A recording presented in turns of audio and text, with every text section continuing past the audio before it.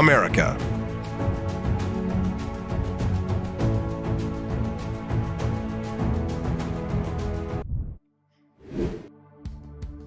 Hello and good morning. Welcome to the show. Happy Friday. I'm your host, Austin Peterson. Thanks so much for tuning in and listening, especially to my live streamers.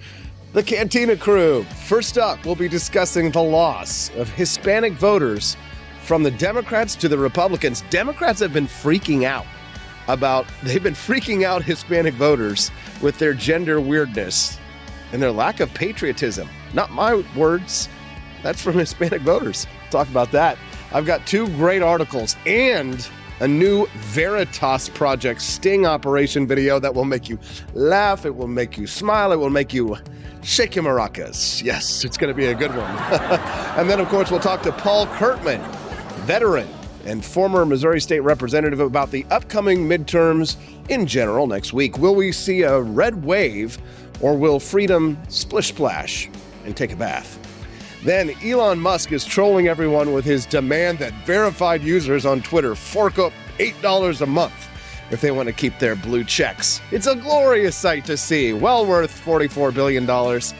Elon has been fighting with Alexandria Ocasio-Cortez in a glorious back and forth that I can't wait to share with you.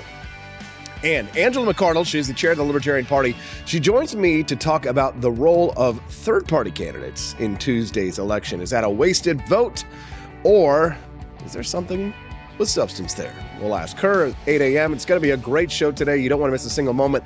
All that and more. But don't forget, it's a YouTube Blitz. Please like, subscribe, and click the bell notification on YouTube to help us on the path to monetization. We are well on the way, I'll tell you. Checked my phone this morning. 3,082 public watch hours at the moment. We're trying to get to 4,000, and we are really doing great. We're getting close. A little less than 1,000 hours left to go. I think we'll have it maybe mid next week if we continue on. So let's keep up the YouTube Blitz this morning and have everybody watch, like, and share over on YouTube, like Andy O, Doug H, Tyler Nelson, and all of our freedom friends over on the live stream. Thank you very much for tuning in. We're so thankful to have you here this morning. I think we should just go ahead and hit that Twitter weirdness right away. You guys want to see this Veritas sting project? Oh no. Nevada Democratic Victory staffer bashes Hispanic voters. Latino Republicans are the reason that the Democrats lose. Take a listen to this. If there's any reason we lose, it's Latino Republicans. They're just muy machismo, like, hey, I don't like gay people. They're talking about being pro-life and being pro-family. They're like, hey, they're just muy machismo. They're like, hey, I don't like gay people. Is this show starting out on a good note already? Are we ready for a good laugh? Oh, here we go. Let's continue. Somebody got smart enough to write their shit in Spanish. In the great state of Nevada, one of the most competitive midterm James, we love you. in the country, the fight between Republicans and Democrats over the Latino votes is on. But this time, there is concern within the Nevada Democratic Victory Organization. It is not going to happen. I ran into, I think we talked about it a little bit, but like multiple Hispanic Republicans. They're like, like I was shocked. I don't know why that surprises people. Like, Well, don't they traditionally vote with us? have you ever like spoken to like a Hispanic? Because like when you do, it makes more sense. Oh, really? But also not at the same time, because But then that's everybody's issue of conflating like Hispanics only care about like immigration. That's it. Like, Good point. we talk to like again, I come like they're just muy machismo. Like hey, I don't like gay people and like it's just it's normal to me. Like it doesn't so surprise that me part I anymore. get, but just like hearing how Republicans talk about that. Muy machismo. would just be How they like, talk about what's the undocumented? That's the conflation. It's not necessarily about like how legal ones. Remember, Republicans love these people. They love the good ones. The good ones, yes. But the Hispanic Republicans, Like the good Republic. and then all the polls. We are like the good saying that Hispanics. they're moving away from us, and I'm like, Trump Tower has the best taco bowls. We like the good Hispanics. No, like if like. Oh my God, this is good stuff. Fair why? Like it just put it bluntly. for real? Yeah, no, like if there's any reason we lose, it's Latino Republicans. Oh yeah. Just because I was out in Nellis when I was driving back originally when this office was closed for a little bit because the AC and the Wi-Fi were out. And out that way, I saw like in Spanish. I don't really speak Spanish, but I can read it a little bit. And it was just like the Party of Freedom, the Party of Liberty, whatnot. And it was all in Spanish. I was just like, they're talking about being pro-life and being pro-family. Yes. It's like the Latino way. I was like, oh no! Now somebody got smart enough to write the shit in Spanish. Yes, the Republican Party got smart enough to write their stuff in Spanish. Oh, you love to see it. I don't know. I'm not trying to get too overconfident about what's going to happen on Tuesday, but the big conversation is about the Hispanic voters. Not only Hispanic voters. This last week, we were talking about suburban white women who had been sliding towards the Democratic Party for years, taking a wild swing back to Republican voters, ranking the economy as their number one issue. I'm reading this article this morning, Why Democrats Are Losing Hispanics. Quote, we're freaking them out. I read this article by Tim Alberta in The Atlantic about why the Democratic Party has been losing Hispanic voters. And in it, he writes that I've got it shared. What did I do with that article? Oh, okay. He writes in Joe Biden. Man, I'm sorry, I lost my place there. We're not yes. Democrats believe that the party has become culturally detached from Hispanic voters, moving too far left on issues such as immigration, policing, and transgender rights. Democrats say that the real problem is a class disconnect in which Democrats are catering to the cultural concerns of economically secure whites at the expense of the pocketbook priorities of working class Hispanics. That's very much true. Let's dissect that last part there where they talk about catering to the cultural concerns of economically secure whites. What are they talking about there? Right? Well, they're talking about a lot of these young white people who are left progressives, urbanites, who have these very, very intense, sort of like gender interests in the Democratic Party, based on their degrees in gender studies and postmodern feminism. And like, these are very, very, very niche interests or views held by a very small minority of white urbanites. And the Democrats have been overly focused on that at the expense, again, of the bread and butter or, chips and salsa issues of Hispanic voters. Just a joke, people. Guess what? I get to make all the Hispanic jokes I want because, you know what? My sister is Mexican and Native American, so I could make Native American jokes, but I won't. I called my sister this morning to try and get her on the show to talk about this because I'll tell you, Austin, how do you have a Hispanic sister? It's called adoption, idiots. I mean, what the hell? Anyway, my sister and my brother and I have been having this conversation, and she's Latina, and she doesn't like this Latinx BS. A lot of Hispanics don't like the again, this is, urban white progressives, young urban white progressives trying to foist their non-gendered language onto a gendered language like Spanish. And Spanish is very much a gendered language. You're a Latina or a Latino. And the Hispanics, to a large part, are rejecting it. I don't know if we have any Hispanics who are listening to the show. If they are, I love Hispanics. I'm going to get a taco bowl later. No. Sorry. Not trying to pull a Donald Trump here.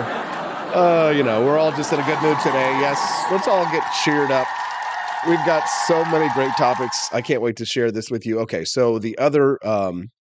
So the rest of the story, from the guy in the Atlantic, the thing that I thought was most enticing in terms of the information that was included in this Atlantic piece about why Democrats are losing Hispanic voters was these two ironies at work, right? So the first is that required the presidency of Donald Trump, he of the I Love Hispanics caption on Cinco de Mayo, for some Democrats to question their own dogma. Trump was supposed to be, this is according to the Democrats, Trump was supposed to be uniquely unacceptable to minorities and to Hispanics in particular, given his assessment of Mexicans as, among other things, quote, rapists, right? But Democrats didn't see major gains with Hispanics during his 4 years in office. Instead, their margins shrank. Isn't this completely fascinating? So in the end, the 2020 election, one Joe Biden, wasn't won by the ascendant non-white voters at all, because remember, the Democrats had thought that demography was destiny, that like the emerging, or the shrinking majority of white voters were going to be replaced by ethnic voters, and those ethnic voters were supposed to be reliably voting Democrat, but that's not what's happened. As a matter of fact, a lot more white voters are starting to vote Democrat, and a lot more blue-collar minorities are voting Republicans. I mean, it's a fascinating cultural and voting shift that we're seeing. And if it plays out on Tuesday, you can say I called it, especially because, for years I was saying that, that we want to be careful about alienating Hispanic voters as Republicans because I believe that they were a natural conservative base for the Republican Party, being that they are, mostly Catholic and mostly socially conservative. Right? They're not going to care for all the gender weirdness of the Democrats. And this is sort of what we see playing out. The second irony here that's listed in this Atlantic piece, which I find fascinating, the very thing that breathed life into the Democratic Party 20 years ago, the focus on identity and inclusion, is making it more popular with white voters and less popular with Hispanic voters, right? So consider this, right? So the thing that, 20 years ago got the Democratic Party going, right? The focus on identity politics, right? Identitarians, all of this concept of inclusion and, open-mindedness and pluralist society, right? It's actually making the Democratic Party more popular with white voters, right? Because again, a lot of these young white Democrats, they just want to be liked. They just want to fit in, right? They do things because they feel pressure to fit in peer pressure. They do the last thing that like a young white urbanite ever wants to be called is a racist. Right. That is for them. That is their kryptonite. It's how dare you? Right. It's the worst thing in the world for them. If you can completely control a young white urbanite progressive simply by calling them a racist. You can control them completely, and you can walk them around like a puppet, like Pinocchio or an automaton or AI or a robot. You can tell them what to do as long as they are ensured that they are sufficiently diverse, right, except for their views on conservatives, then you can get a Democrat to do anything for you, a young white progressive Democrat. And the author in The Atlantic added this aside as a jab at Tucker Carlson, but I think it's interesting. He says, this is what far-right fear merchants like Tucker Carlson fail to grasp. The immigrants demonized by his great replacement rhetoric are now, in some respects, likelier to vote Republican than the people that they are supposedly replacing. Now, good news for our country, for our bread and butter issues, for our nachos and salsa voters. Libertarians, from a libertarian mindset, now I'm not talking about the party when I say libertarians, I'm talking about the mindset, the philosophy of limited government and liberty and economic freedom and personal liberty, right? And, open-mindedness and things like that. They're muy machismo, right? It's the social issues that in large part are driving the Hispanics away from the Democratic Party, right? It's the Democratic Party's hyper focus on all these niche issues that only people who go to NYU or Berkeley College are paying any attention to. Only professors and academics and the type of people who write articles for The Atlantic really care about. Right? It's bad timing for Democrats to be losing Hispanics.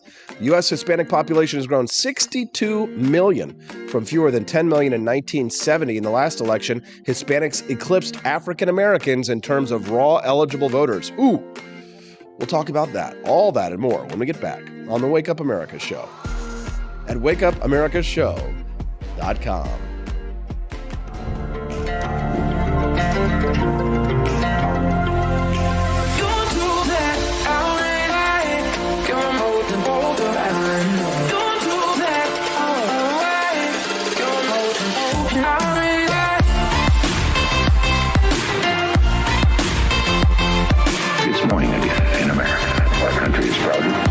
Stronger and better.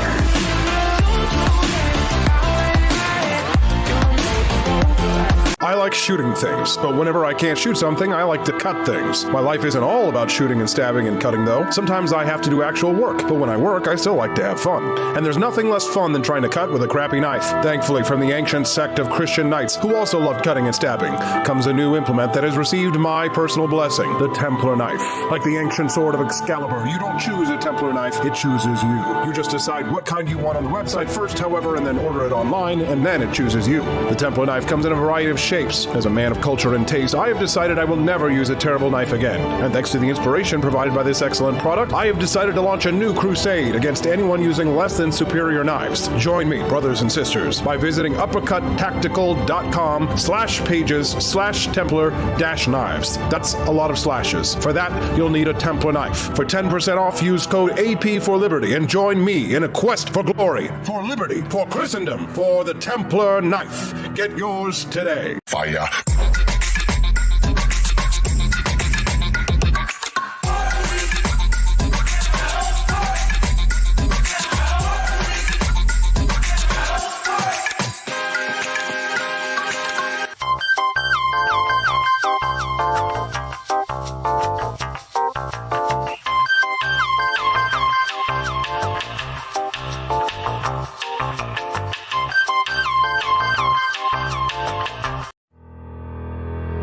Your printing company stinks. They charge you too much money and they don't love America enough. We've got the solution. Patriot Printing USA. Whether you're running for office, saving souls, or just need business cards that will get you the new job you've been looking for, Patriot Printing USA has got you covered with the best prices around. Palm cards, brochures, bumper stickers, door hangers, you name it, we've got it. PatriotPrintingUSA.com. That's PatriotPrintingUSA.com.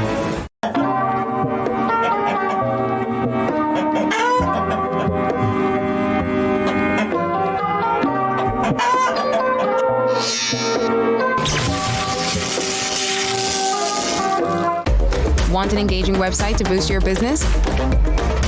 You're just a click away from 5-star Fiverr talent. Hundreds of freelancer skills like web design. Head to Fiverr.com today and get something started.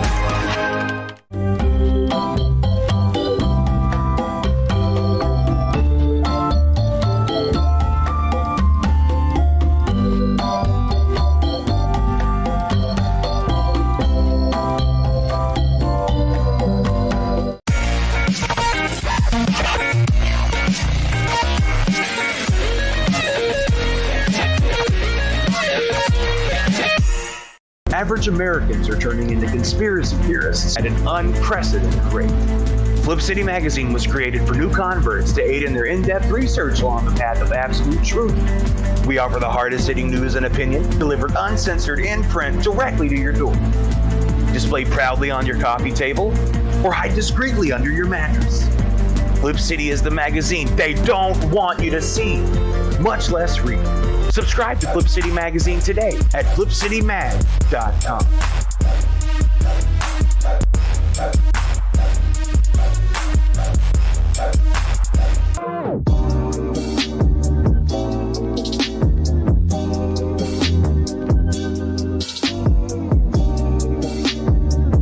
I would remind you that extremism in the defense of liberty is no vice.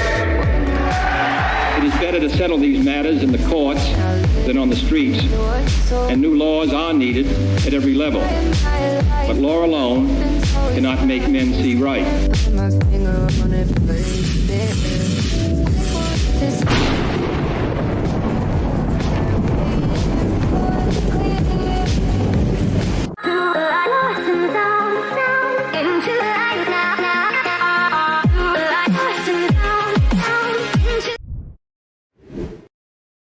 So say it with me.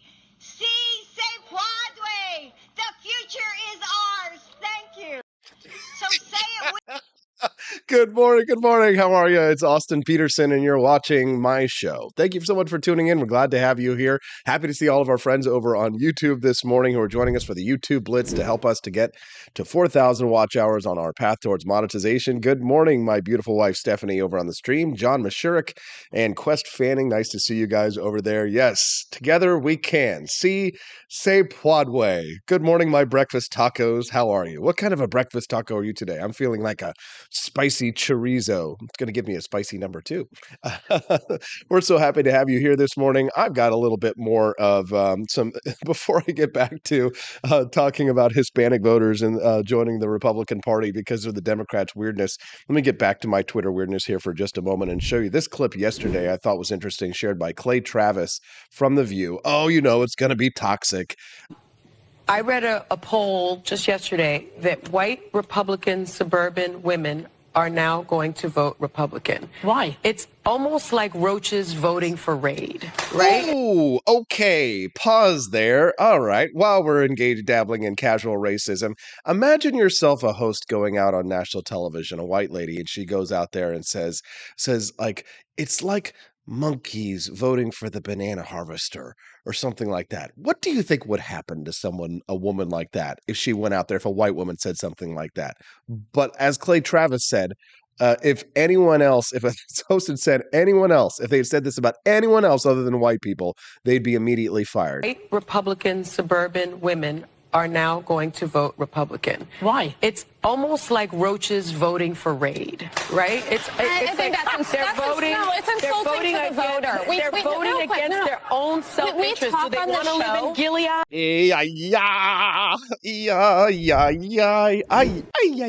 Oh my God! Donald Please, Trump, if you can hear us, please, Donald Trump, please save me. Please save me, Donald Trump. Please. Please.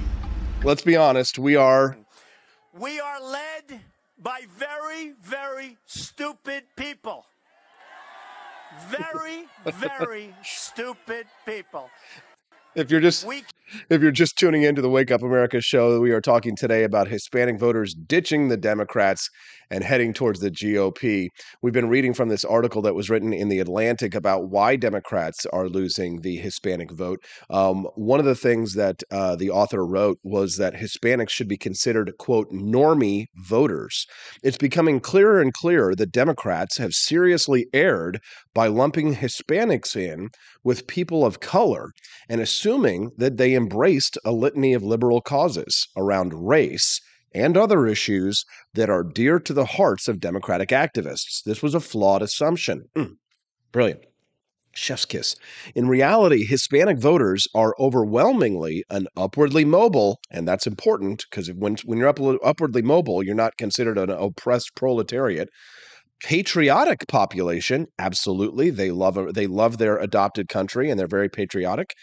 With practical and down-to-earth concerns focused on jobs, the economy, healthcare, and public safety, as well as effective schools. Which party do you think represents those ideals the most? Well, it's not the Democratic Party. In short, they are normie voters. I mean, normie voters. Yeah, I guess. I mean, normie you always kind of think of as an insult, but in this situation, I don't really think of that as an insult here. And like other normie voters, this author writes, if they feel Democrats are falling short on the things that normie voters care about, they are more than willing to punish the party they hold responsible. And then the guy goes on to list like 10 poll results to back up that claim. And he concludes that Democrats need to stop thinking of Hispanics as, quote, people of color and start thinking of them as normie voters. Boy, that is good stuff. Good stuff. And, finally, a little bit of journalism from The Atlantic. What do you think about this? You can send us a text this morning at 573-319-1586. That's 573-319-1586. Did you catch the sting? Somebody's texted and said, this is making me hungry for breakfast tacos. Okay, not gonna lie, and I don't care who's offended by this. Have you tried the breakfast menu at Taco Bell? I'm not trying to just tangent here to burn time or anything. Maybe I am, but actually, I tried the Taco Bell breakfast menu for the first time about a month ago, and then I went the other day again because it was so good. Now, Is it like delicious huevos rancheros like you might get in the American Southwest or in Texas with delicious verde sauce and all of that? No, it's not. It's not like that. Obviously, we're talking about fast food here. It's not authentic Mexican, right? But the breakfast tacos, actually, I will say pretty good. I went for the breakfast burrito. I'm gonna say, don't go for the steak tacos. There's no point, right? You're getting cheap steak. It's not that good. It's flavorless. It's rubbery. Don't get the steak taco. Try that one too. Sausage, right? Go for sausage, maybe bacon. Like the bacon's okay, but there's something about that rich, flavorful sausage. But you know what Taco Bell really needs to do? I know they're not taking advice from me, but if they were, this would be a good idea. Chorizo. Oh my God. I love chorizo. Do you like chorizo sausage? Oh, that spicy pork sausage. Love it. All right. Is it going to be a red wave next week, or will the Republicans splish splash and we'll all take a bath? Let's talk to former Missouri State Representative and U.S. Marine Corps veteran Paul Curtman when we get back on the Wake Up America Show at wakeupAmericaShow.com. Want an engaging website to boost your business? You're just a click away from 5-star Fiverr talent. Hundreds of freelancer skills like web design. Head to Fiverr.com today and get something started. American conservatism is distinct, like America is distinct from the United Kingdom. American conservatism's roots comes out of the Wild West, out of pioneerism. The difference between American conservatives and European conservatives is that Americans are cowboys. We are that God, guns, gold, and girls. It's wild here. And we should stay that way. We shouldn't allow a European version of conservatism to come and infect us here. We like it wide open spaces here, deep in the heart of Texas and all that.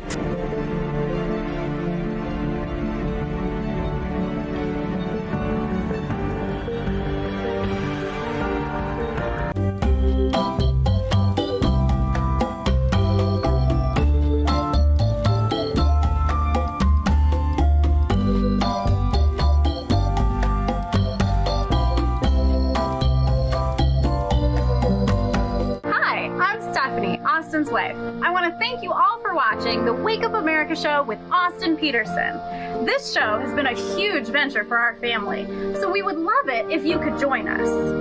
I believe in liberty, and I believe in Austin's ability to spread the ideas of liberty. Do you?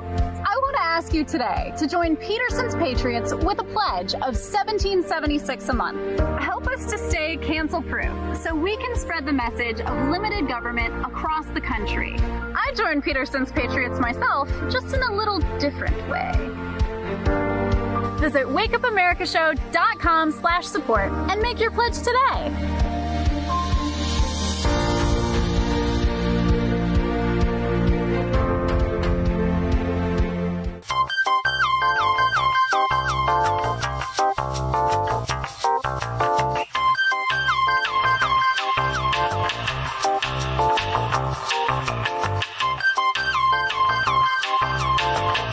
Average Americans are turning into conspiracy theorists at an unprecedented rate. Flip City Magazine was created for new converts to aid in their in-depth research along the path of absolute truth. We offer the hardest-hitting news and opinion delivered uncensored in print directly to your door. Display proudly on your coffee table or hide discreetly under your mattress. Flip City is the magazine they don't want you to see, much less read. Subscribe to Flip City Magazine today at flipcitymag.com.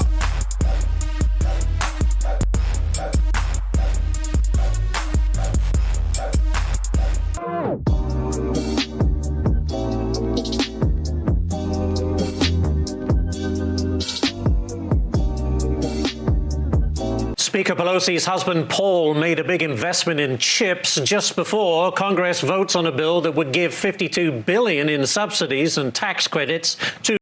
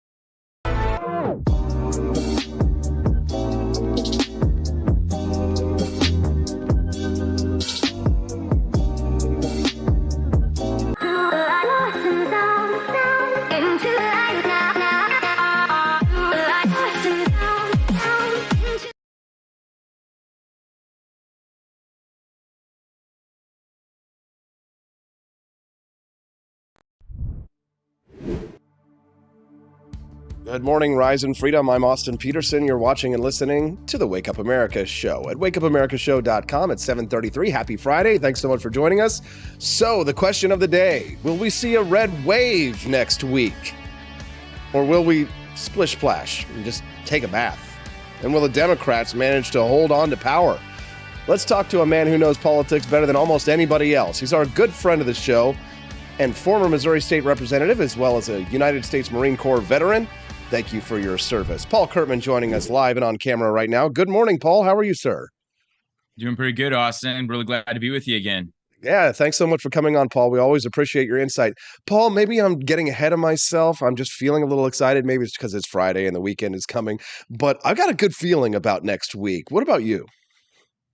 You know, I have a pretty good feeling about it in terms of being able to push back against the left. I think that we have an opportunity for the GOP to be taking the Senate. If they win every race they're favored to win, they'll have a 1 senator majority in the U.S. Senate. And of course, in the House, you know, the odds are 80% that the GOP is going to wind up taking the House. So as long as we don't snatch victory or snatch defeat out of the jaws of victory, as they like to say, we actually could pull this off and wind up taking the Congress and be a good check on the Biden administration. I don't know if you saw this headline yesterday, Paul, but it got me just giddy. I felt a little thrill up my leg the same way Chris Matthews does when Obama walks in. When I saw this headline from the Washington Post that if we actually managed to take the Senate, if Republicans managed to take the Senate, that would mean that Senator Rand Paul would be in charge of a very powerful healthcare committee, which would mean that he could conduct investigations on all the pandemic wrongdoings that have been committed in the last couple of years. Did you see this? I did not see that article, but I tell you what, that really, really is exciting to me. Because if anybody, listen, I don't know if I've ever said this before on your show before, Austin, but the Republicans have a way of coaxing us into voting for them to be a check on everything the Democrats have been doing, but then they never do anything. They have their committee meetings, they get their little sound bites, they get their social media shares on Facebook, they get to go on all the news shows, but like we've never seen any justice. I believe if there's any U.S. senator that's going to help us get any justice on all this COVID nonsense that we've gone through, I mean, there's over 1 million Americans dead. If there's any senator that's up to the task and willing to pursue this to the end, it's Rand Paul. So that would be a huge win for the whole country. Well, yeah, for sure. Especially because this last week, I don't know if you saw this other article about this Democratic lady was asking for pandemic amnesty. We need to have an amnesty for all the wrongs that were committed when we didn't know what was going on during the pandemic. And I don't know if you've been watching conservative Twitter at all in the last week. They've been throwing tomatoes all over that idea. I don't think, I think there's a difference between revenge and justice. I think if we try and go for revenge, then we might overstep and the voters might punish us in the next election. But certainly, I think that we demand and deserve justice for what it was done, especially to the educational system and to young people's stunted learning because of, being out of schools, remote learning, and their development with masks. I mean, certainly there's got to be some kind of a proper retribution. Don't you agree? Yeah. It's funny you say that about revenge and justice. And I think that a lot of times where people make a big mistake is when they shoot for revenge and instead of actually shooting for justice. Revenge is much more exciting. It's a way to whip up your base, but justice is more important for the survival of our system and our freedom. But there's certainly a lot of justice to be had. And that's what people need right now. Like I said, there's over 1 million Americans dead. We have had suicides skyrocket because we've had to mask kids and take away their friends and everything that they've known in life. And meanwhile, the person who's helped push and perpetrate all of these terrible policies also happens to be the highest paid federal employee. And I think that it's wrong. I also think that it's wrong that there is U.S. taxpayer funding that went to this lab in Wuhan. Meanwhile, Anthony Fauci has just been lying through his teeth and trying to put as much spin on what gain of function means. We really just need some answers. And I'll tell you right now, any GOP congressman or senator who maybe is not a darling of the right, this is their opportunity to really become a hero. Because there's a lot of people that have been affected by this. And if they will help push for justice, and I want to see some people in jail. People need to be in jail over this. If anybody else was murdered, and then whether they did it on purpose or on accident, the courts would be involved. And one way or another, most people wind up in jail somehow. We need to start seeing some federally elected employees who were responsible for a lot of this making their way into jail cells. Like I said, over 1 million Americans dead. It's wreaked havoc on our system. education system, our jobs. I mean, take into consideration all the people that have lost their livelihood. And there is a correlation between the amount of money people are allowed to make and pursue and the death rate. There is a correlation there. And so I think that we absolutely need some justice. I really hope Rand Paul winds up in charge of this committee, because I think he's going to take this to the end, and I'd like to see some people in jail. Let's get an applause right now, right here, ladies and gentlemen. Paul Curtman, if you're just tuning in, we're speaking to former Missouri State Representative Paul Curtman. He's also a U.S. Marine Corps veteran. Paul, what do you really think is at stake in this election on Tuesday? What is it that's on the ballot that's not on the ballot? What do you think is driving people to the polls on Tuesday, would you say? So when you look at some of the polling information, what's driving people to the polls happens to be inflation and the economy. That's what we see on paper. And that makes the most sense to me right now, just because every day, even the Democrats down in battleground states like Arizona and Nevada, on their way to vote next Tuesday, they're probably going to be stopping to put gas in their car. I mean, that is like a nightmare scenario for the Democrats right now, that people might have to stop at the pump and fill up on their way to vote. So right now, the Democrats are really hoping that Roe versus Wade is what's pushing people and driving people to the polls, but it's really not. What people really care about is whether or not they can keep more money in their pocketbook. And so when it comes to financial issues, that's one of the things that's at stake. The other thing, though, that's at stake here is, I already kind of alluded to this earlier, the Republicans have a chance. They have a chance to actually take power and actually do everything they say they're going to do. But we've just never seen that before. When it was Lois Lerner targeting conservative groups, when it was Fast and Furious, when it was Hillary Clinton's email scandal, like, Republicans never cared enough to do more than just get some likes on Facebook. If they will care enough and do more, I think the Republicans could hold on to power for years if they would actually just do what they say they're going to do. Yeah, absolutely. Couldn't agree more. Kind of want to switch a little bit topic-wise, although it's still in this the same vein of the midterm elections. This morning, I've been discussing an article that was talking about why Hispanic voters are fleeing the Democrats. Largely, it talks about the gender weirdness stuff of politics of the left, and sort of how the Democrats have overly focused on the niche interests of urban, white, progressive, urbanites, and at the expense of the sort of, chips and salsa table issues of the Hispanic voters, right? The blue collar Hispanics who are, and largely heading more towards the Republican Party, maybe because they're Catholic, maybe because they're more social conservative, but, certainly inflation and the rising cost of living is going to, be a factor in that. But do you think that, for years, the Democrats have said demography is destiny. Demography is destiny. I mean, do you see the Republican Party becoming a more diverse party? Or, is demography really destiny? Or is it likely that the Republican Party of today is going to look very different of the Republican Party of tomorrow? Yeah, demography is not destiny, at least not in America. And if that ever becomes the case in America, then we have failed in our mission to keep people free. Demography is not destiny. In our country, people have economic mobility. You can come from any poor slum. You can come from another country, come to the U.S. with no money, and then wind up as a billionaire, manipulating elections. I mean, demography is not destiny in the U.S. But however, I can't necessarily speak to the Hispanic vote maybe with as much confidence as President Biden, because unlike President Biden, I was not raised in a Puerto Rican community.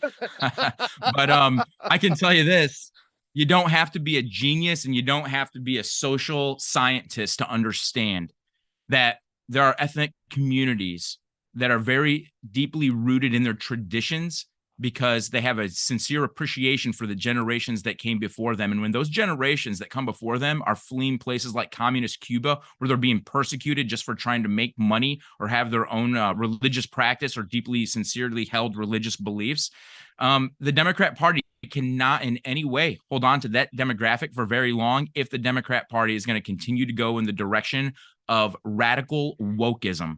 And so that's one of the main reasons why I think that we see a lot of Hispanics beginning to flee the Democrat Party, because the Democrat Party has showed them just how different than they are than the people who hold on to a value system. The Democrat Party doesn't have a value system. In fact, they've tried to vote out their value system at their Democrat conventions, only to realize that it made huge mistakes and try to vote stuff back in. It's about authority And we see that kind of historically speaking, when people are for big government, they usually shirk value systems of the people over time. And that becomes the vehicle that they use to hold on to more power and actually control the people. So this is just the same song, different verse for a lot of the people in the Hispanic community, considering the different countries that they've had to flee from before. If you're just tuning in, we're speaking to Paul Curtman about the upcoming midterm elections. Paul, a little closer to home, our home state of Missouri, there is I won't call it a high-profile Senate race, because I'll be honest, the race between Eric Schmidt and Trudy Busch Valentine has almost been a snoozer and largely gone uncovered, I think, especially by the national media, because I think everybody knows that Eric Schmidt is going to blow her out of the water next week. So I guess really the most important question here to ask is, what kind of a U.S. senator do you think that Eric Schmidt will be? So that's a good question. So I've known Eric Schmidt for a while. When he was in the state Senate, I was serving in the House. We worked on legislation together. He represented part of St. Louis that was not dyed-in-the-wool Republican. And so for that reason, I've seen him vote on things that I would not have voted for. But at the same time, I've also seen him become increasingly conservative as people have gotten to know him in his own district. And what I mean by that is as his district got to know him and got more confidence in him, he was able to be a little bit more free with his message. And that's just kind of the dynamic. That's just kind of the path that things take whenever you start building relationships with your constituency. And then, of course, as the Attorney General, I thought he was doing a pretty good job. I really appreciated. Just a minute ago, you and I were talking about the masks and all these COVID mandates that have been so terrible for the country and for our people. Eric Schmidt was one of the leaders in that fight. He was actually one of the leaders bringing other attorney generals from other states into that fight. My hope is this. My hope is he takes that same passion that he had as the attorney general into the U.S. Senate and is the same man, the same conservative, fighting for the same principles and ideals, just to help keep our people free. That's what we need here in Missouri. Is we need a senator who understands that it's his role to help keep our people free and help keep the state of Missouri independent from the federal government. Now, Paul, I know you've stayed busy over the years in your fight for liberty. You've never given up the fight. You've always stayed in it. You're kind of like me now. You're in the media world as well as being, I believe, a financial analyst. So my question to you is, where can people find out more about your work? And I know you've got a radio show. Maybe you'd like to give it a little plug? Yeah, sure. Every Saturday from 12 to noon at News Talk STL. They can stream newstalkstl.com, 1019-94.1. And then the financial world, if anybody wants to get a hold of me, because the markets are crazy volatile right now and inflation's high and markets are down, prcurtman.com is where they can find me there. prcurtman.com. That's Paul Curtman, a friend of freedom and a friend of the show. Thank you very much for your time, Paul. We're grateful to have you today. Anytime, Austin. Thank you. Thank you very much. Good stuff. Did you like Paul Curtman? Send us a text, 573-319-1586. We love to hear from our listeners anytime. Coming up next, U.S. productivity is on the decline, and employees are less willing to engage in hustle culture as 1 in 5 Americans admit to doing the bare minimum. Let's just take a little break. What do you say? Get paid, sit back, relax, and enjoy the fresh freedom sounds of the Wake Up America Show commercials, and buy some products. Check out the AP for Liberty shop right over there. Head on over, get yourself a cool hat. How about a Thomas Jefferson Buddha right there? And I'm going to sit back and relax. We'll be right back. I enlisted as a medic to be there to help my patients, and after an injury, I found myself as a patient. I experienced post-traumatic seizures. Depression is a big one that comes along with it, PTSD. So I pursued my PhD in neuroscience and regenerative medicine. The coalition has helped fund my academic pursuits. They genuinely care about helping the vet in whatever way that they can. Through supporting the coalition, you're supporting some of the veterans that have the biggest needs. Visit saluteheroes.org to learn more.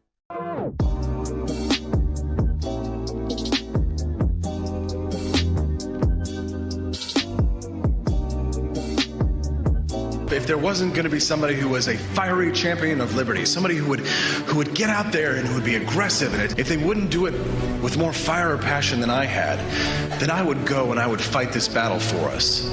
I've fought for the principles that we all share. Parties tend to be secondary to me. We're here because we believe in the principles of liberty. I am not a perfect messenger, but I think I'm a damn good one. This is a replica of our first president's flintlock pistol. You have my full support, my respect, and my gun.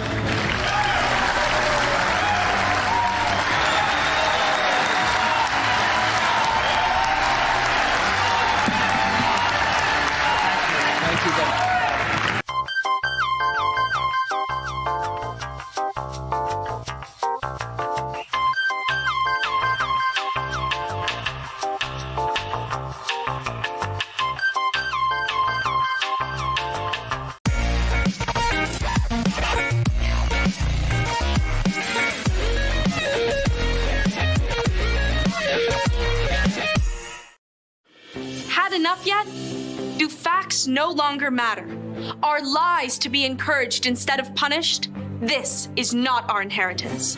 If truth no longer matters, we will not remain free for long. This is our generation's challenge, to defend our founders' hope that we the people could self-govern if we defend our right to get the facts. And right now, we're building the only defense of free people have, the facts, on every politician, every position they held, every statement they've made, every vote they've made, and any cash they've taken. It's the real history on those now pandering for your vote. There are hundreds of young people building our defense right now, and they need your help. We all have our passions, but as our ancestors knew, when events become so foul they threaten us all, we must stand and defend each other. Please, have our backs. Join us at votesmart.org.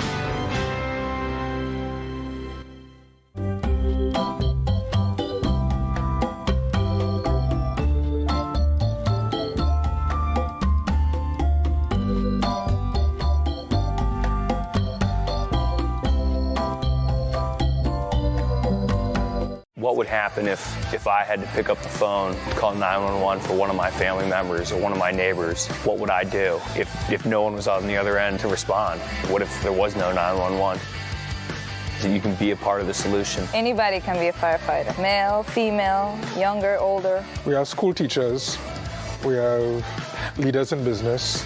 Is me, you, anyone that wants to be. There is no typical firefighter.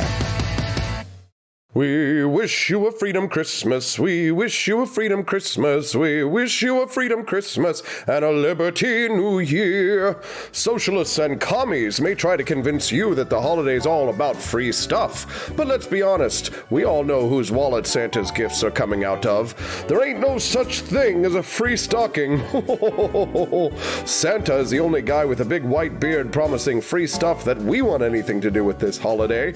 And if you don't believe, you don't receive. It's a capitalist, consumerist holiday, and it's time for a Santa-sized stimulus. Get your free market merch at the AP for Liberty shop today and stuff your socialist sisters' stockings full of capitalist cheer. Ho, ho, ho, ho!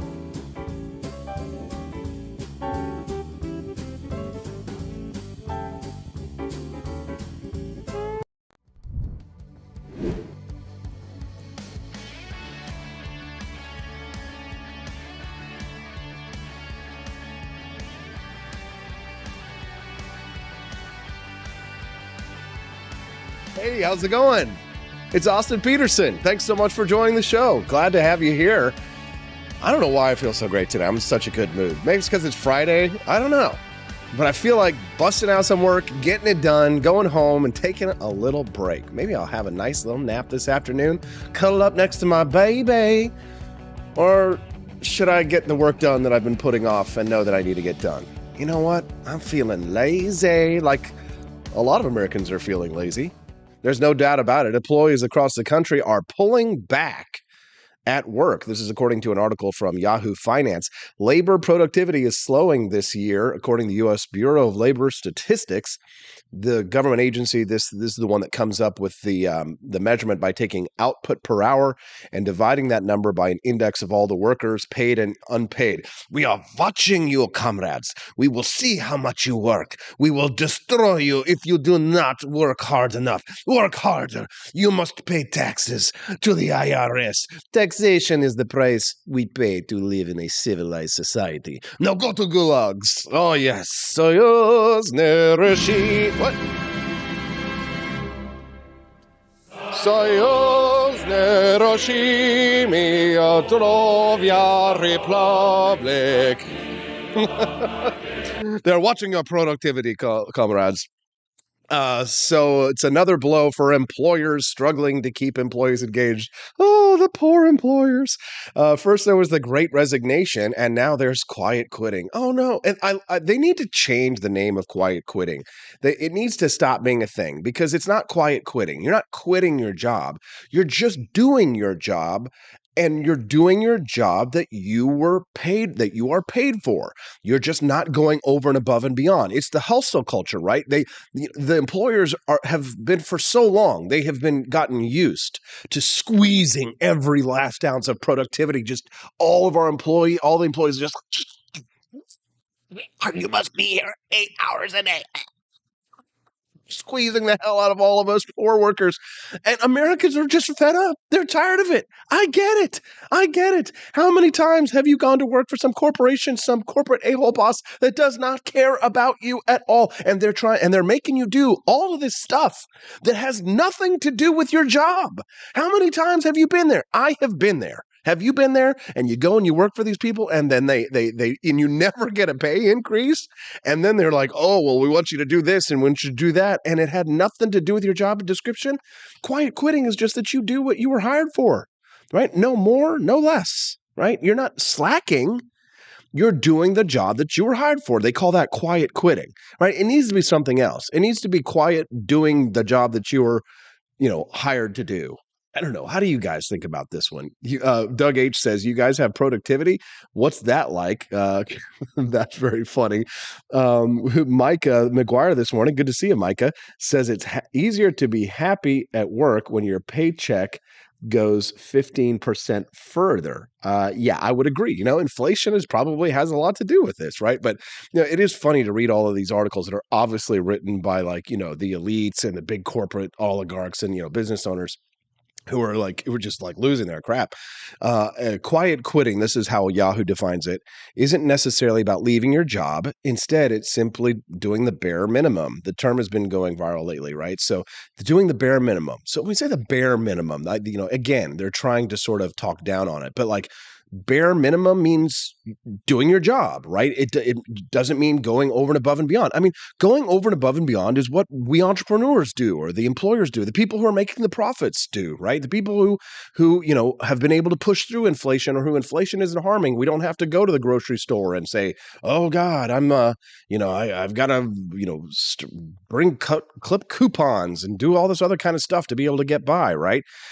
So it's I know that it's just, I sound again like a commie bastard here, but the fact is that how many times have you worked for an employer that you never saw a pay raise and they wanted you to do, you always gave more, but you never got back in return.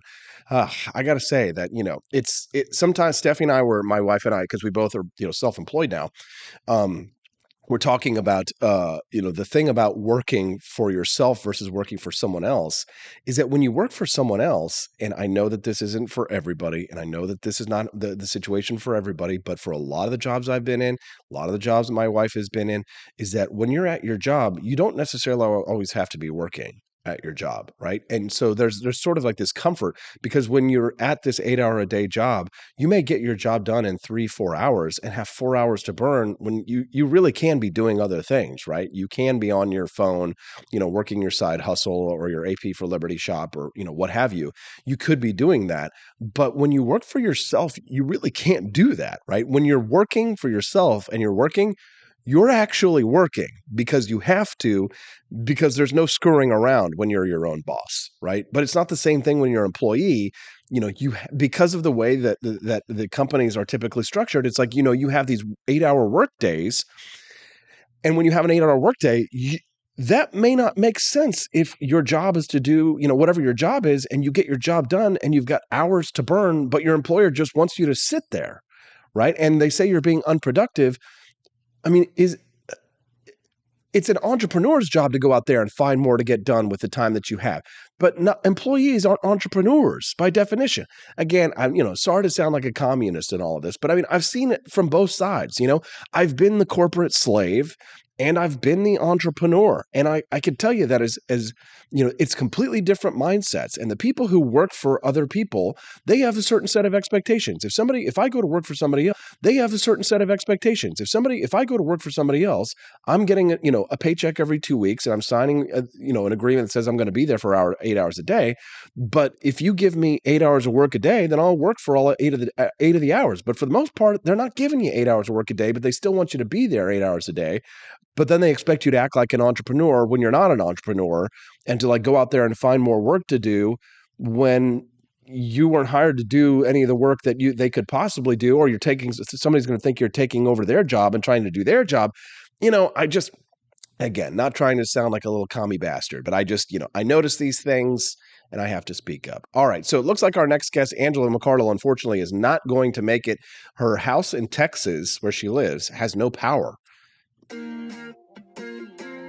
What is going on with the grid down in Texas? I don't get it. Well, anyways, it doesn't matter because I've got a great interview queued up that I did with my friend Liberty Laura yesterday. The Democrats asking for pandemic amnesty. The one who wrote that article in The Atlantic. Well, apparently my friend Laura was a huge fan of hers during her pregnancy because she wrote books on pregnancy, but she went off the rails during the pandemic. And my friend Liberty Laura is going to explain why her hero fell so far.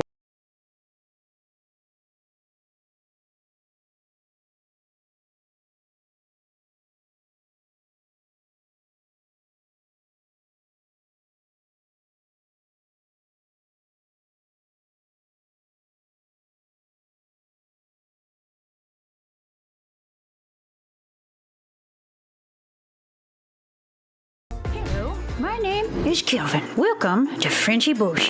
This is my Didi's website. Now I've decided to speak to you with my real voice for the first time ever to tell you about how cool Frenchy Bush is. But I've decided that this is the perfect opportunity to share with you. Frenchy Bush is a good website. You should follow us on socials. If you like Frenchies or any kind of bulldogs, me and my new brother George are going to try to make your life more fun. Hello, I'm George. My neck isn't really thick yet, but it will be. We are so glad you're here. Please ignore my floating eyeball. It helps me spot predators who might be approaching from the sides. Didi made Frenchy Bush to review things that he uses on me and my brother to tell you if it's good or bullshit.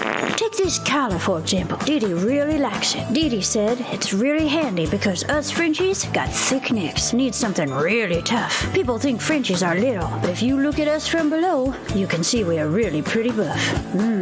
Beefcake. Yes. Look at my creamy thighs and chest. Yes. You like that? Big brother, please focus. Frenchy Bush. Please follow us for more great content and read the Frenchy Bush blog for more fun and cool stuff.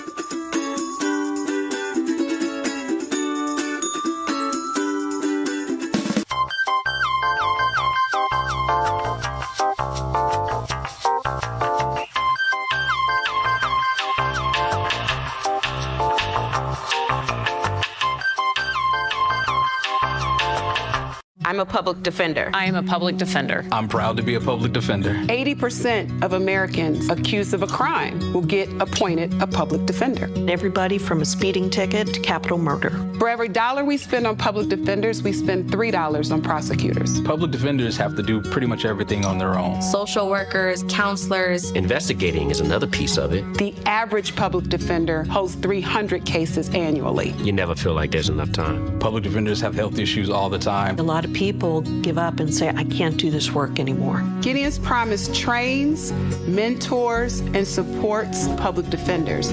There are a lot of people who say that they would not still be public defenders, but for Gideon's Promise. It's fueled me to continue on in this fight. Gideon's Promise has changed the face of public defense. People see us as troublemakers. Good trouble only. We don't make it easy. It should not be easy to take away someone's liberty.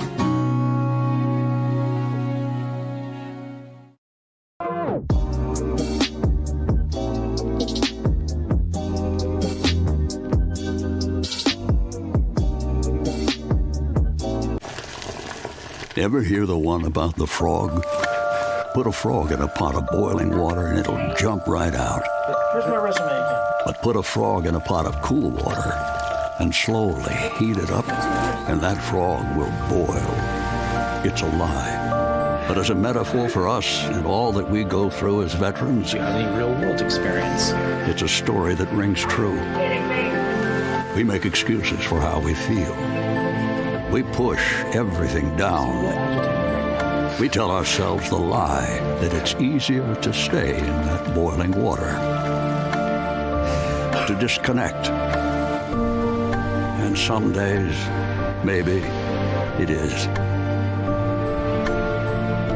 But you've never been interested in easy. Make no mistake, reaching out is hard. Do it anyway. You're not alone. You've got this. You are not a frog. Find resources at va.gov/reach.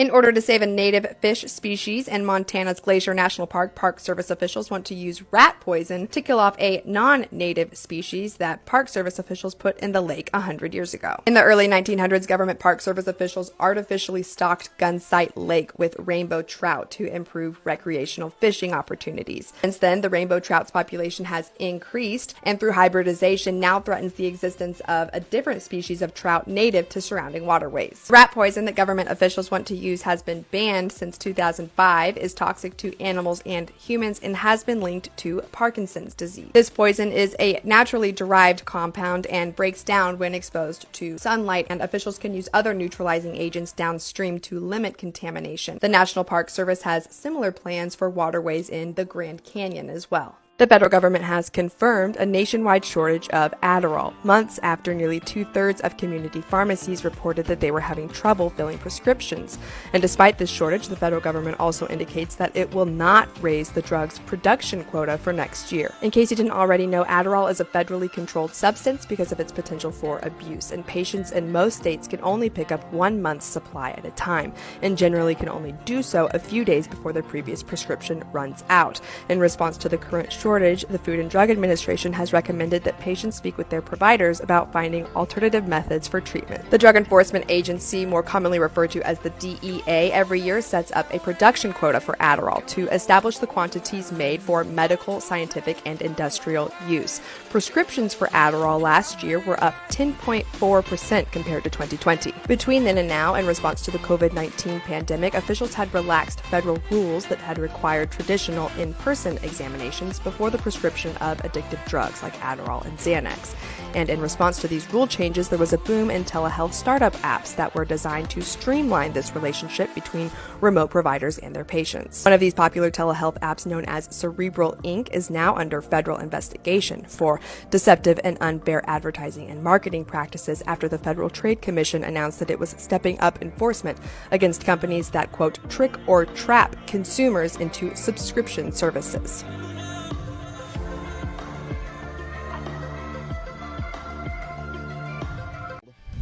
Let's talk to Liberty Laura, who's joining us now live and on camera. Good morning, Laura. Thanks so much for joining us on the show. Hi, Austin. Hey, thanks for so having much. me. I feel bad for only lost her. Wait a minute. The woman who wants to call for pandemic amnesty after she was talking about all these horrible things that should happen to anti-vaxxers, you feel bad for her? I agree to all of those points. Well, as you and I were talking about, I feel bad for her in the right that she has no idea what was coming for her, which is what we'll talk about. But I was a fangirl. I got pregnant with my first son in 2019. And, you know, I had some women in my life to talk to, but I really felt like I was like alone. Like I had no idea what was going on. And there's so many things that you've heard about your whole life growing up about pregnancy and about childbirth. And they say, you know, be careful what medicines you take, be careful what foods you eat, be careful what you do while you're pregnant. You can't fly at a certain point. And there's all of these things, and you want to protect your baby and you want to protect yourself, but you also feel like you're going to vomit all the time. And so you need some resources to help you feel better emotionally and physically.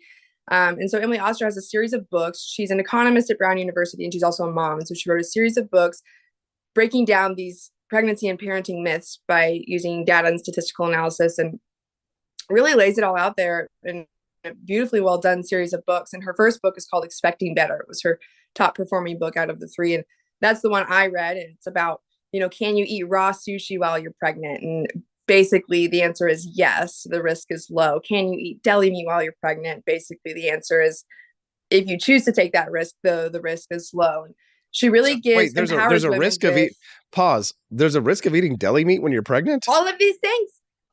You didn't know, right? You didn't know, but now you do. And when you're pregnant and you become a mom, your amygdala, the fear center in your brain, grows.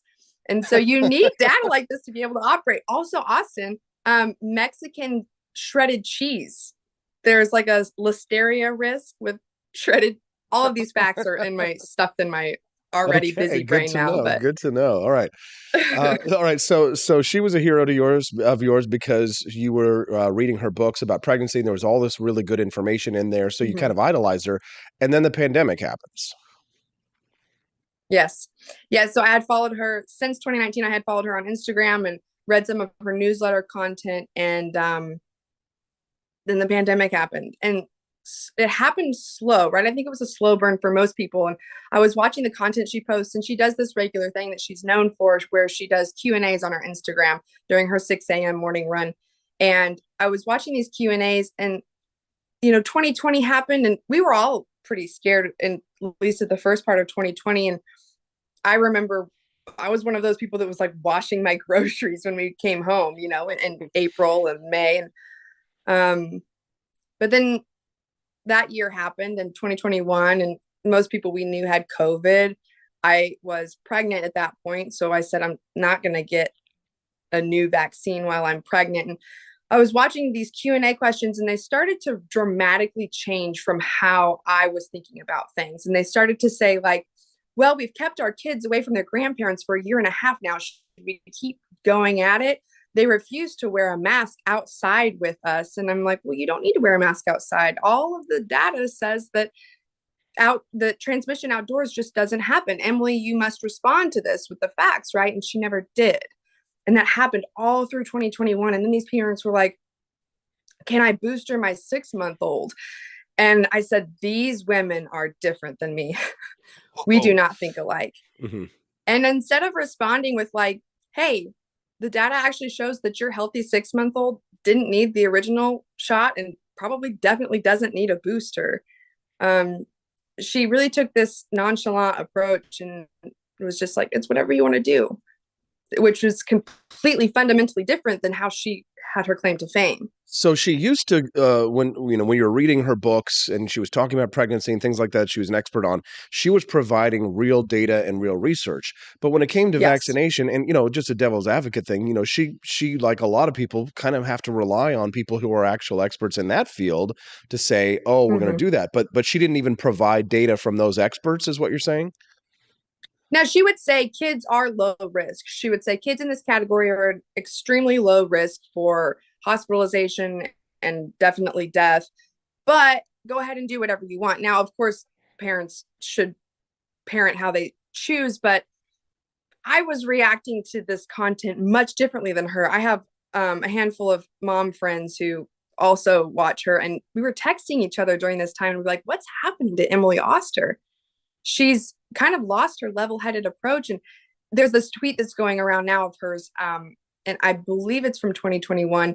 And she was advocating for people to lose their jobs if they didn't get vaccinated. She said shaming people who won't get vaccinated will never work, but we should definitely force them to get vaccinated if they want to do things that they enjoy, such as work, air travel, etc. And so she tried to take this middle ground stance. And that's when I said I feel bad for her.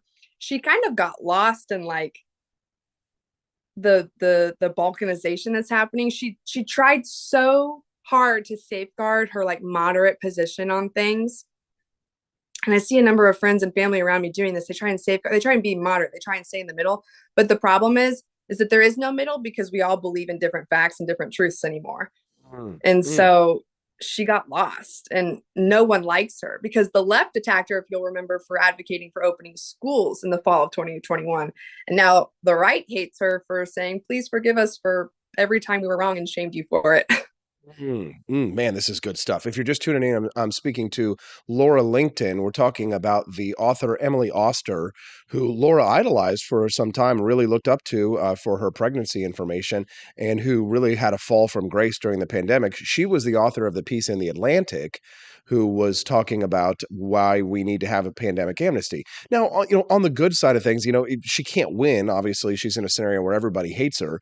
But I mean, she does admit that she was wrong about schools. At least the left is coming out admitting it. The fact that, and this is what I've been saying, and not a lot of Republicans or right wingers are agreeing with me necessarily, but I've been saying that the fact that the left and the people on the left are calling for this shows that at least they're admitting that they made a mistake and that there were wrongs. And the whole school, the educational thing, a lot of people are going to dig themselves in. And I think I actually have a quote from Emily Oster here, where she says, "The people who got it right for whatever reason may want to gloat." Yes, we do, of course. And then she says, "Those who got it wrong for whatever reason may feel defensive and retrench into a position that doesn't accord with the facts," meaning that the people who, advocated for keeping schools closed are going to say, "Oh, well, it was the right thing," or they're going to still believe that what they did was the right thing. So, I mean, it's going to be difficult for us to kind of figure out a way out of this that doesn't, just basically put us back to square one, right? Where people are blinded on blinded on both sides, really, right? Yes, and I agree. And that's the problem. And specifically, her piece is titled Political Amnesty. And if we look back at what does that word evoke in your mind, the word amnesty, usually people associate it with immigration, right? And so the last time we granted wide-scale amnesty was Ronald Reagan in regards to immigration in the 1980s. What happened after that? However you feel about immigration, whether you're open, closed border, whatever, what we did not do when we granted amnesty was fix our systemic immigration problems. And those persisted. If we just grant amnesty after the pandemic, the people in charge who made the mistakes that were in a position to know better will continue. Those problems will persist. The way that they abused and neglected their power will continue. We cannot grant amnesty. We have to fix the problem. Yeah, I've seen my wife and I were talking about the other day about this story about like a 91-year-old concentration camp guard, right, from World War II. And he was 17 years old at the time, but he was in the guard tower, and he got convicted and he died in jail. I think he spent 2 months in jail before he died. And so we were kind of talking about this. We're like, should we really be going back and prosecuting people who, worked at these camps when they were 17? And we kind of got caught up in like this question about, okay, well, what if he was drafted and he was forced to do there? Is that different than if he signed up and did it? But, at the end of the day, he was a member of the SS, which, you don't volunteer to be an SS member. You have to join that crew. But, it's kind of along those same lines is like, we don't, if there is a Nuremberg 2.0, as people are calling for on Twitter, then not everybody is Hermann Goering, right? Not everybody is going to get hanged at the end. Not everybody's Heinz Guderian, or not everybody is a top Nazi that needs to go and hang. But some do, Laura. So there are some people who committed great crimes against humanity. I mean, it wasn't as bad as China, where they were like locking us up and like sealing our doors and things like that. But there were some terrible crimes that were committed, there are people who are responsible. And, the hope is that if the Senate is taken over by Republicans, Senator Rand Paul might become the head of the health committee, which would mean that he could have the power to do, commissions. And I mean, these midterm elections are important as a reckoning in my mind. Wouldn't you agree?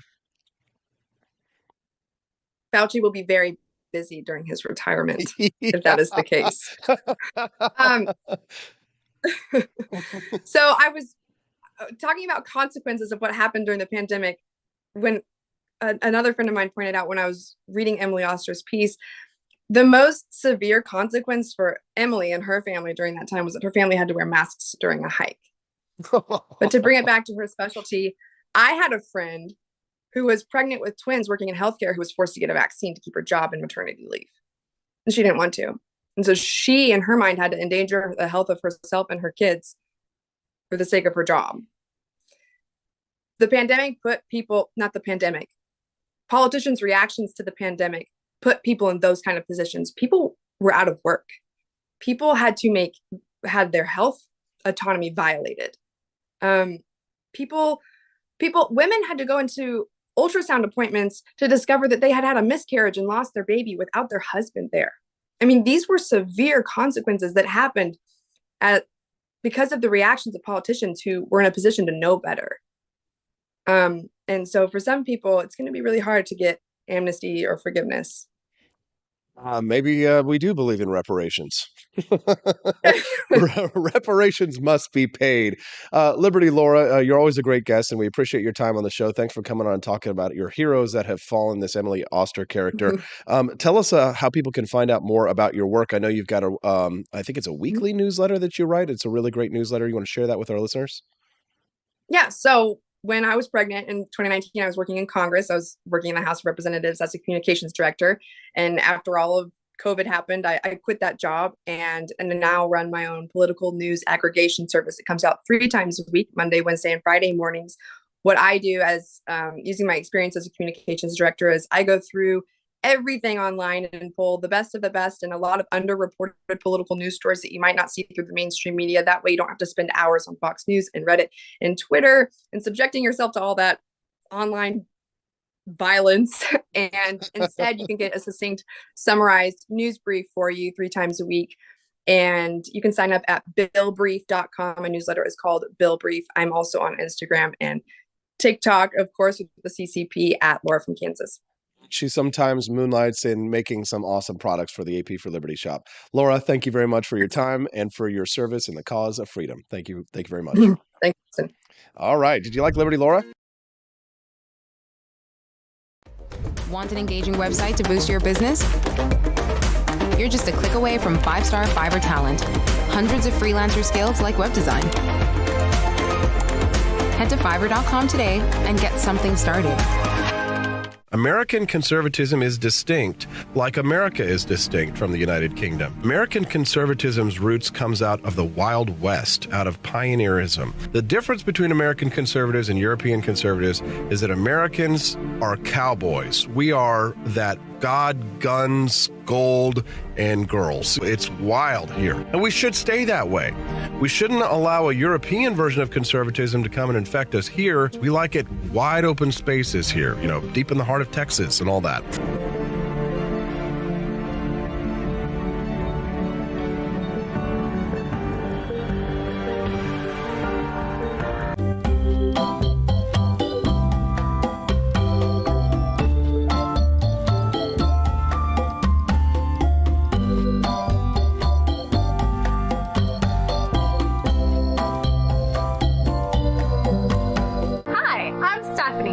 Wife. I want to thank you all for watching the Wake Up America show with Austin Peterson. This show has been a huge venture for our family, so we would love it if you could join us.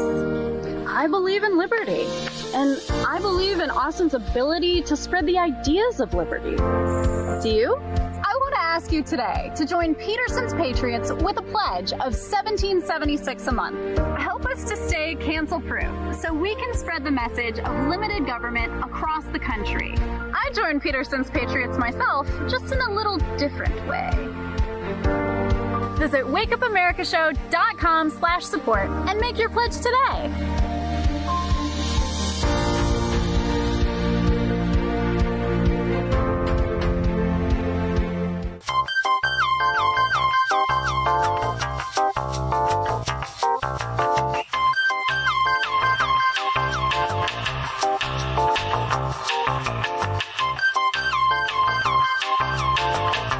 Average Americans are turning into conspiracy theorists at an unprecedented rate.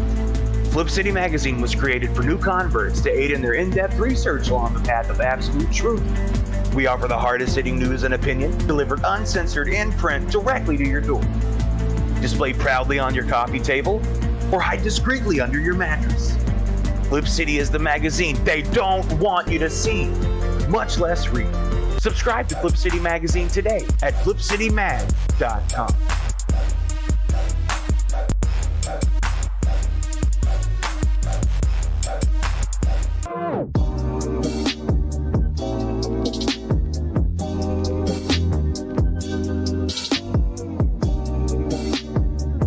Speaker Pelosi's husband, Paul, made a big investment in chips just before Congress votes on a bill that would give $52 billion in subsidies and tax credits to the chip industry.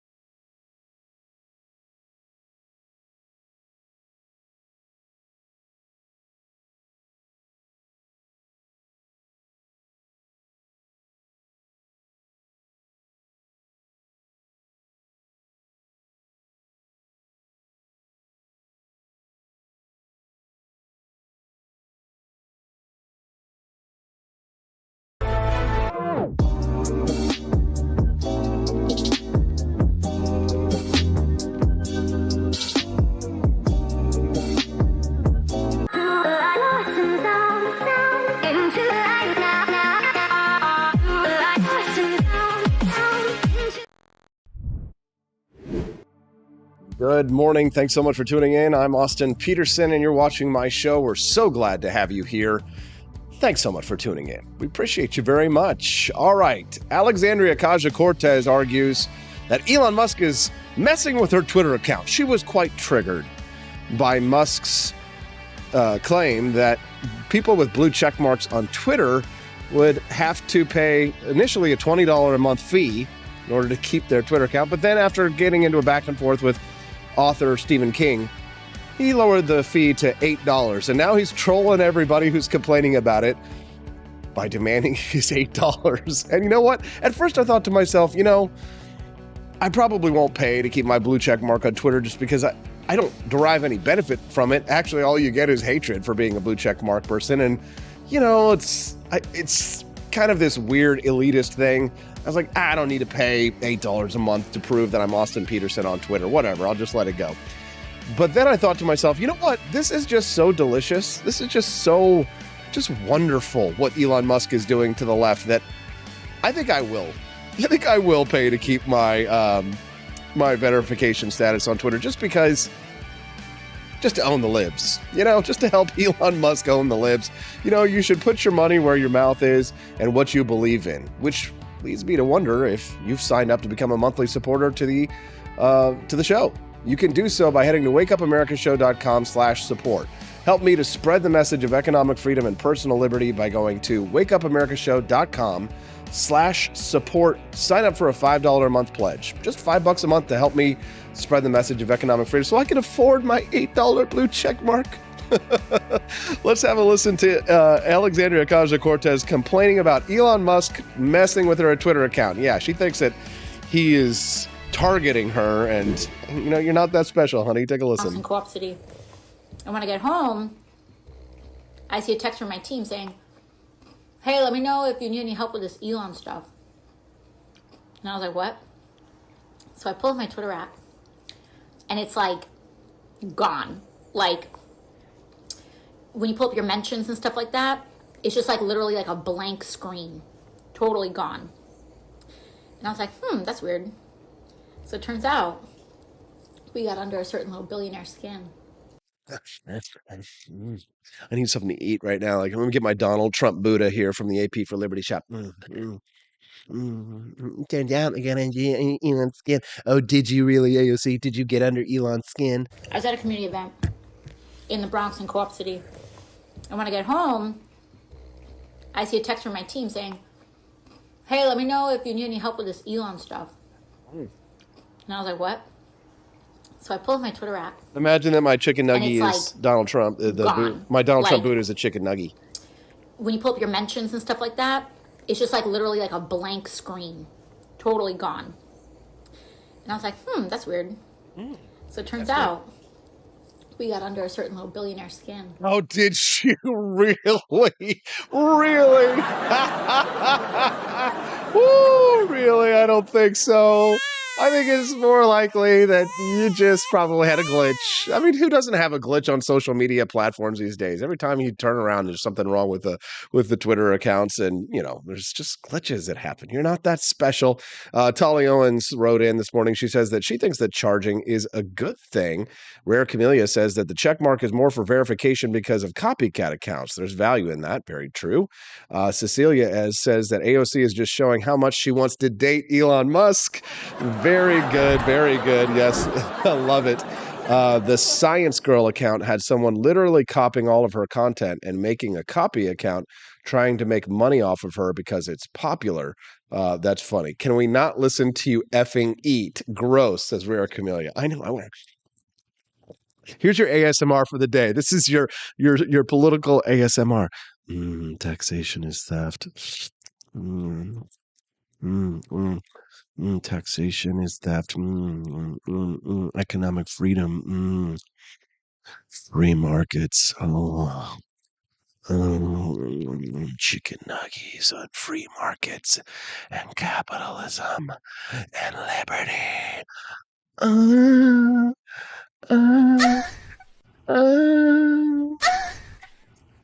All right, I gotta go to break. Commercial break.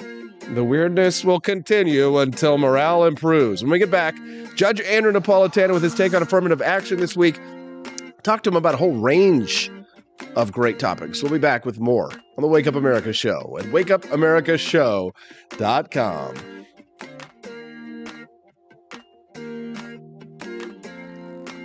I enlisted as a medic to be there to help my patients, and after an injury, I found myself as a patient. I experienced post-traumatic seizures. Depression is a big one that comes along with it, PTSD. So I pursued my PhD in neuroscience and regenerative medicine. The coalition has helped fund my academic pursuits.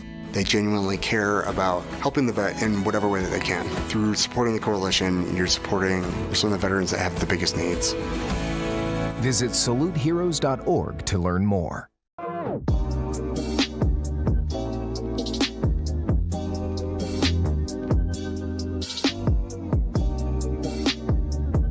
If there wasn't going to be somebody who was a fiery champion of liberty, somebody who would get out there and who would be aggressive, and if they wouldn't do it with more fire or passion than I had, then I would go and I would fight this battle for us. I've fought for the principles that we all share.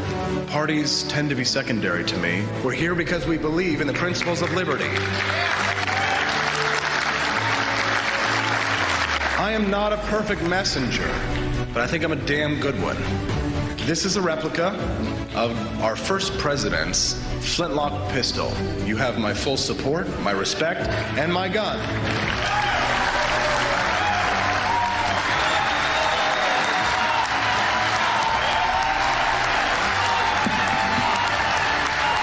Thank you.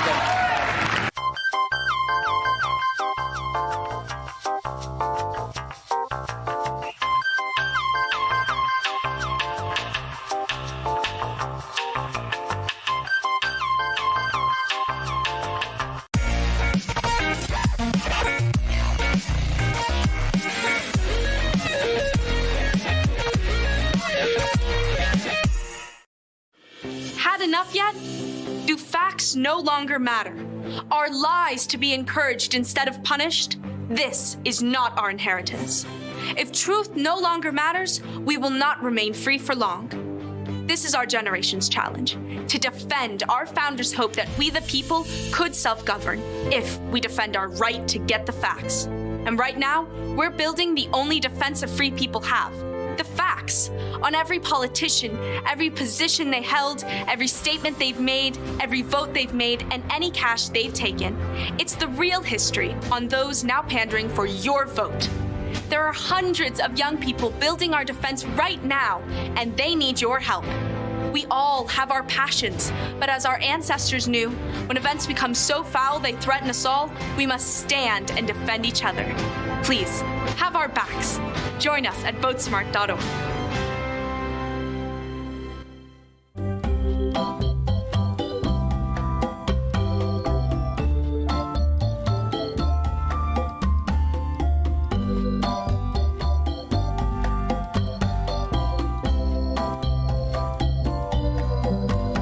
What would happen if I had to pick up the phone, call 911 for one of my family members or one of my neighbors? What would I do if no one was on the other end to respond? What if there was no 911? So you can be a part of the solution. Anybody can be a firefighter. Male, female, younger, older. We have school teachers. We have leaders in business. Is me, you, anyone that wants to be. There is no typical firefighter.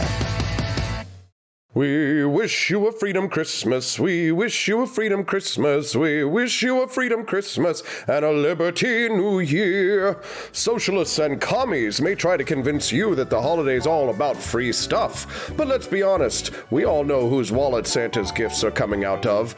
There ain't no such thing as a free stocking. Santa is the only guy with a big white beard promising free stuff that we want anything to do with this holiday. And if you don't believe, you don't receive. It's a capitalist, consumerist holiday, and it's time for a Santa-sized stimulus. Get your free market merch at the AP for Liberty shop today and stuff your socialist sisters' stockings full of capitalist cheer. Ho, ho, ho, ho!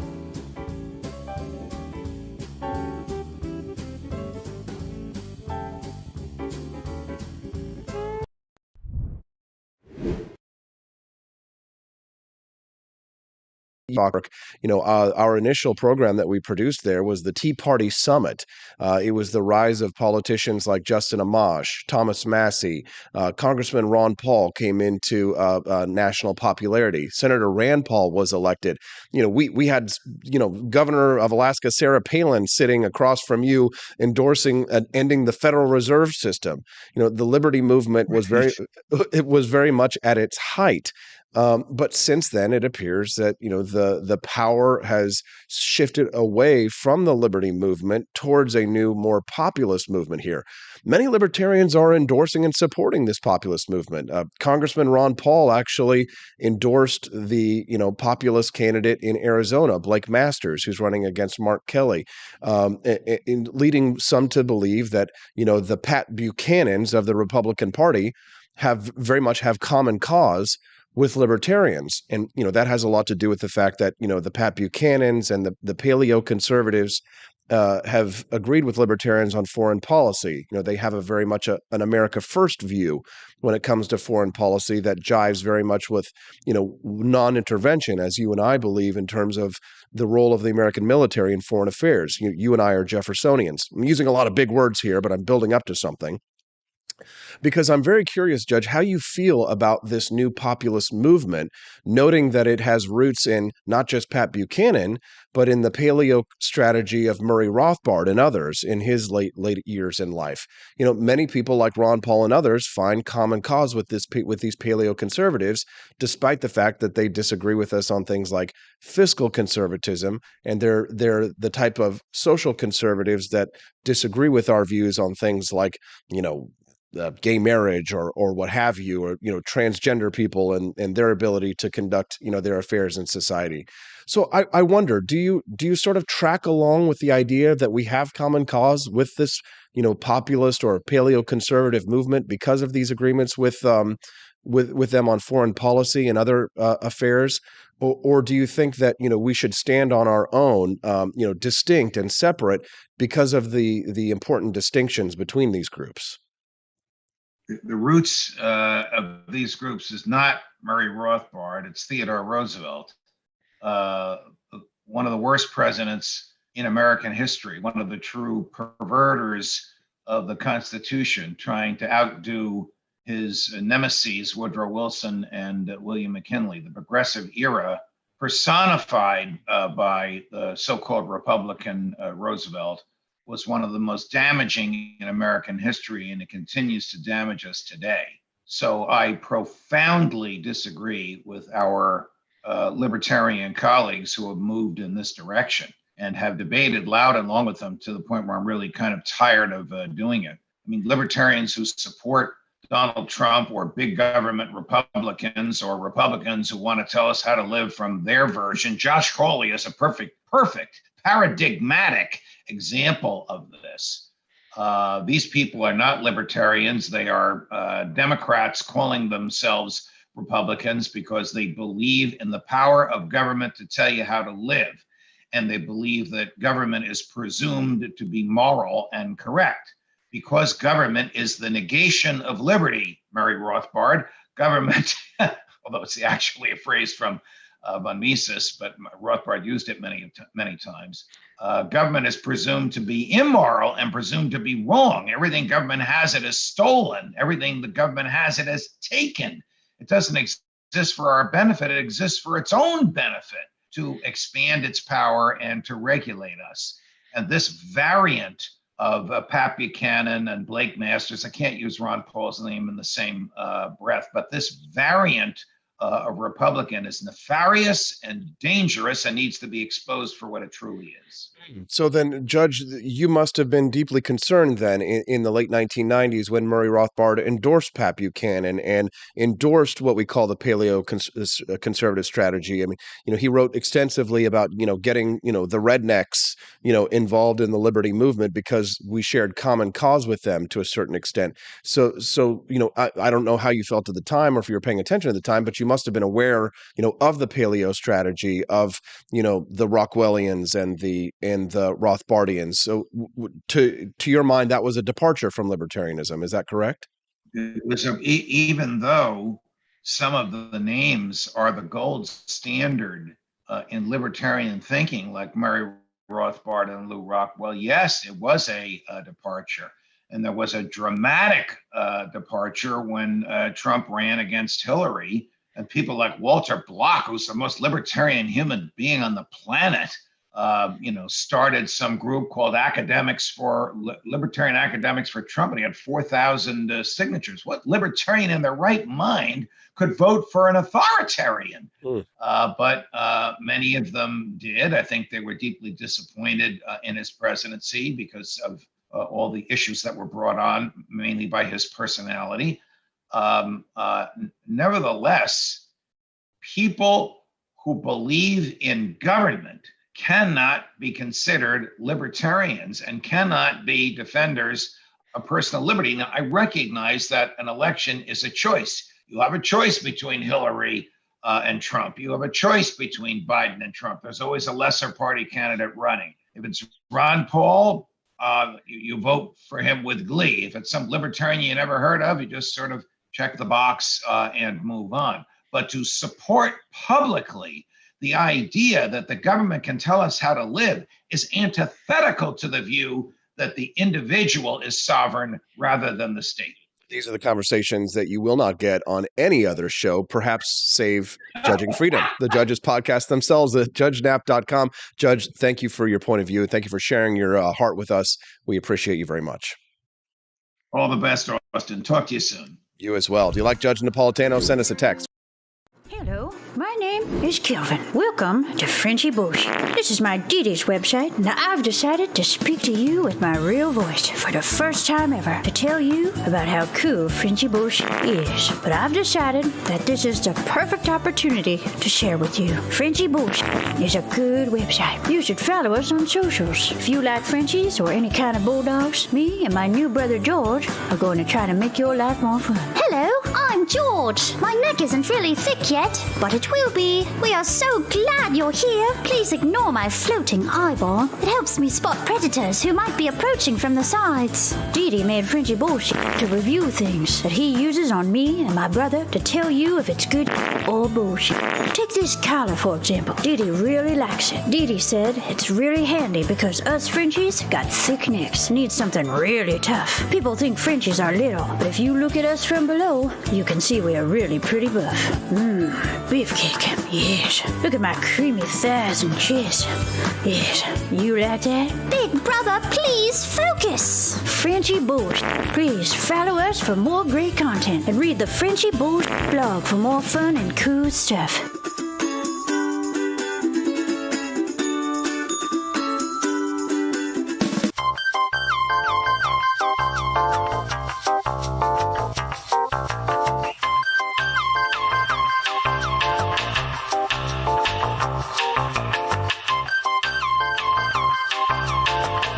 I'm a public defender. I am a public defender. I'm proud to be a public defender. 80% of Americans accused of a crime will get appointed a public defender. Everybody from a speeding ticket to capital murder. For every dollar we spend on public defenders, we spend $3 on prosecutors. Public defenders have to do pretty much everything on their own. Social workers, counselors. Investigating is another piece of it. The average public defender holds 300 cases annually. You never feel like there's enough time. Public defenders have health issues all the time. A lot of people give up and say, I can't do this work anymore. Gideon's Promise trains, mentors, and supports public defenders. There are a lot of people who say that they would not still be public defenders, but for Gideon's Promise. It's fueled me to continue on in this fight. Gideon's Promise has changed the face of public defense. People see us as troublemakers. Good trouble only. We don't make it easy. It should not be easy to take away someone's liberty.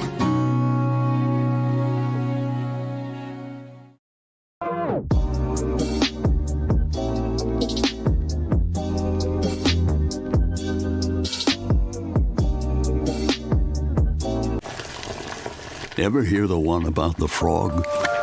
Put a frog in a pot of boiling water and it'll jump right out. Here's my resume again. But put a frog in a pot of cool water and slowly heat it up, and that frog will boil.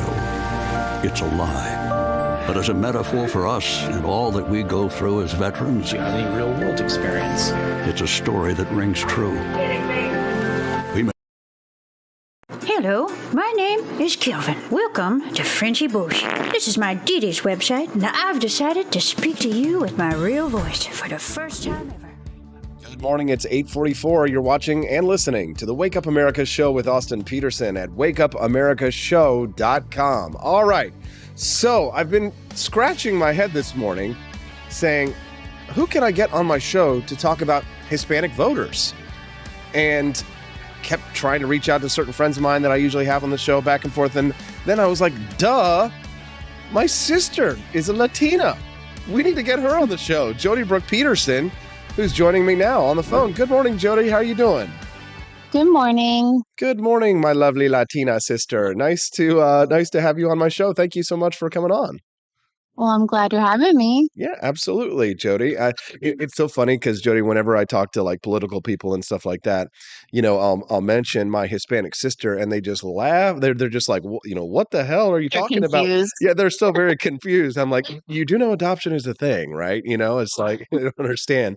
But we're going to talk about something that I guess it's kind of a sensitive topic. But I mean, you and Justin and I, Justin is our brother, have kind of talked about this once before, this whole Latinx thing, because, there's a difference between a Latina and a Latino, but some people want to say, well, we shouldn't differentiate because, everybody should be the same and there's no such thing kind of as gender. What do you think about people who are trying to tell you to use the term Latinx, Jody? To be honest, like a lot of Latinos and Latinas, they here anyway in Missouri, like no one really uses that term.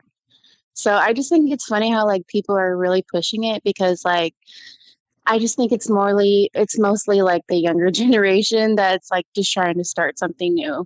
But because really in the community, it's like really not like no one uses it unless you're like younger.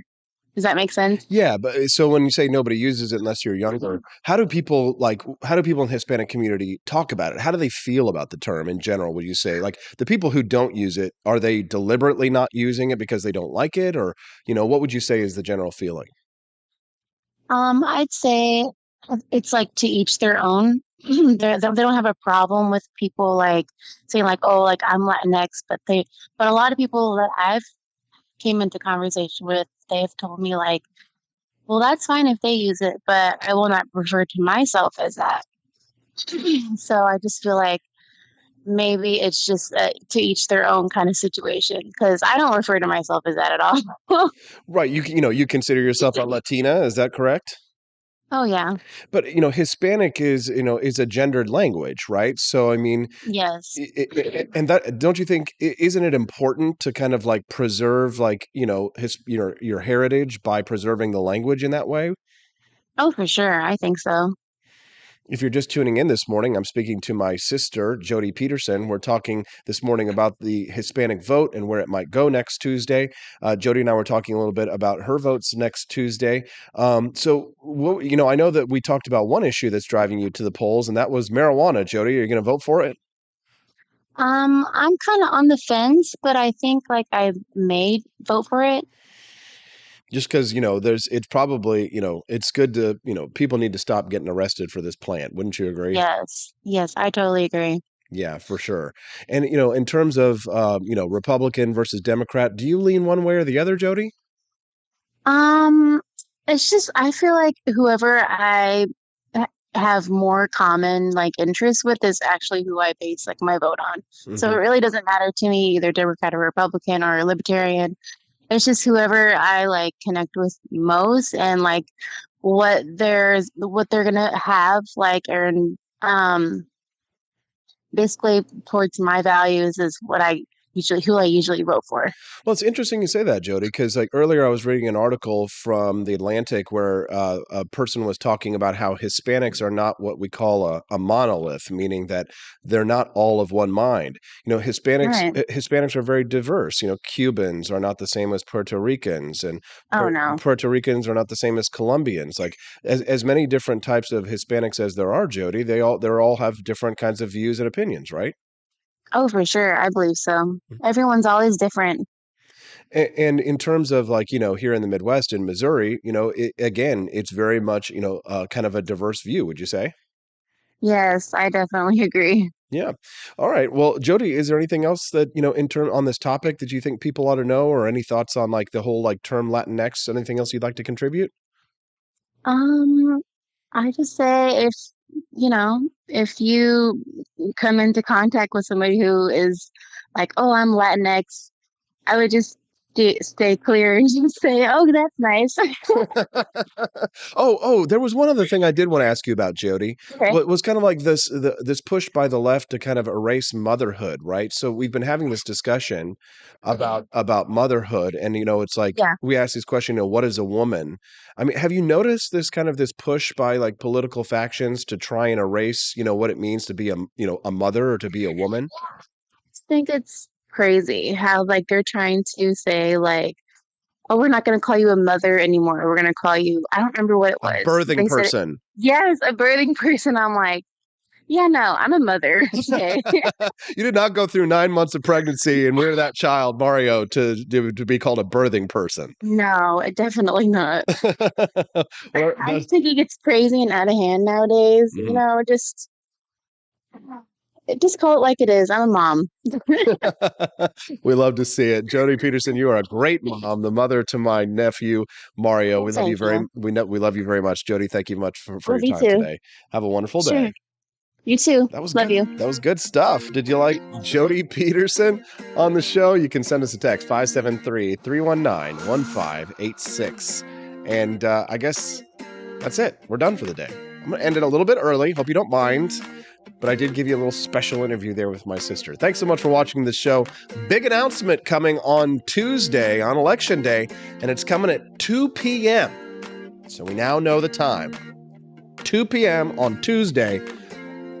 Watch me on Twitter, AP for Liberty.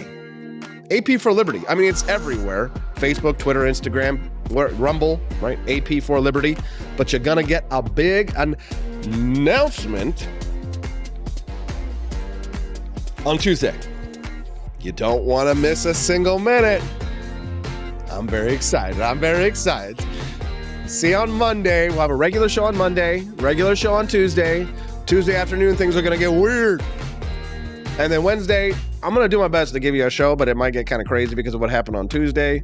The big announcement. It's going to be great. It's going to be exciting. You're going to love it. But I might not be able to do Wednesday morning. I'm going to do my best. Maybe try and give you a best of show. I'll do my best to give you the best of the best of the Wake Up America show at wakeupamericashow.com.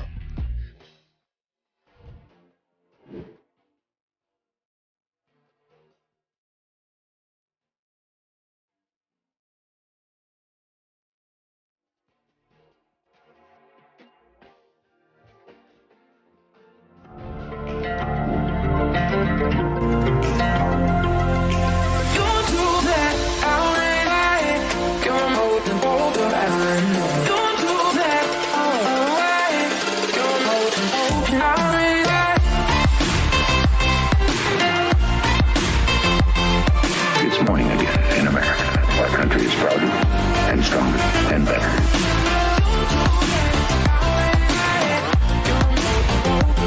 I like shooting things, but whenever I can't shoot something, I like to cut things. My life isn't all about shooting and stabbing and cutting, though. Sometimes I have to do actual work, but when I work, I still like to have fun. And there's nothing less fun than trying to cut with a crappy knife. Thankfully, from the ancient sect of Christian knights, who also loved cutting and stabbing, comes a new implement that has received my personal blessing, the Templar knife. Like the ancient sword of Excalibur, you don't choose a Templar knife, it chooses you. You just decide what kind you want on the website first, however, and then order it online, and then it chooses you. The Templar knife comes in a variety of shapes. As a man of culture and taste, I have decided I will never use a terrible knife again. And thanks to the inspiration provided by this excellent product, I have decided to launch a new crusade against anyone using less than superior knives. Join me, brothers and sisters, by visiting uppercuttactical.com/pages/Templar-knives. That's a lot of slashes. For that, you'll need a Templar knife. For 10% off, use code AP for Liberty and join me in a quest for glory, for liberty, for Christendom, for the Templar knife. Get yours today. Fire.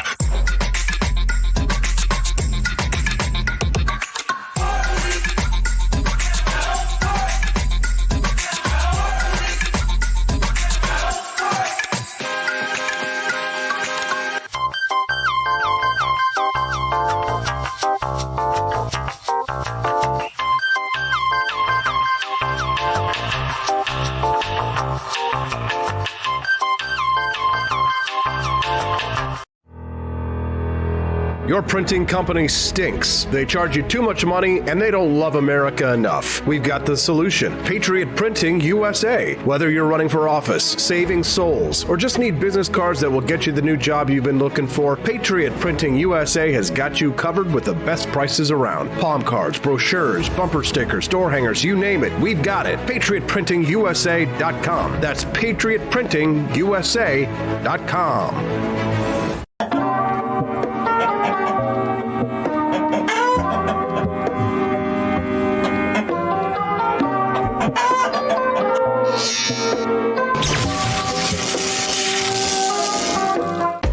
Want an engaging website to boost your business?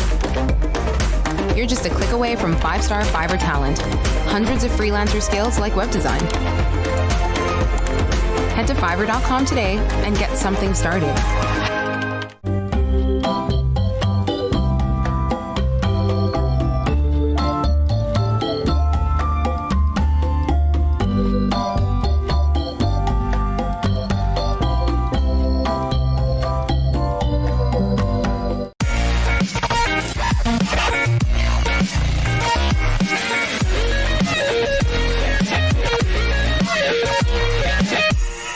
Average Americans are turning into conspiracy theorists at an unprecedented rate.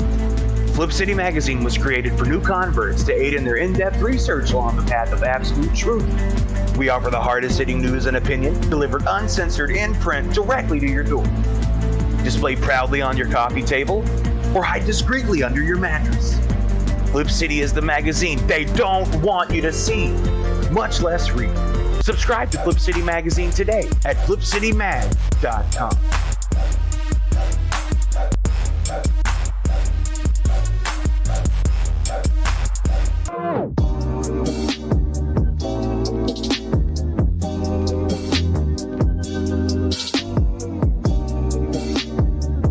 I would remind you that extremism in the defense of liberty is no vice. It is better to settle these matters in the courts than on the streets, and new laws are needed at every level. But law alone cannot make men see right.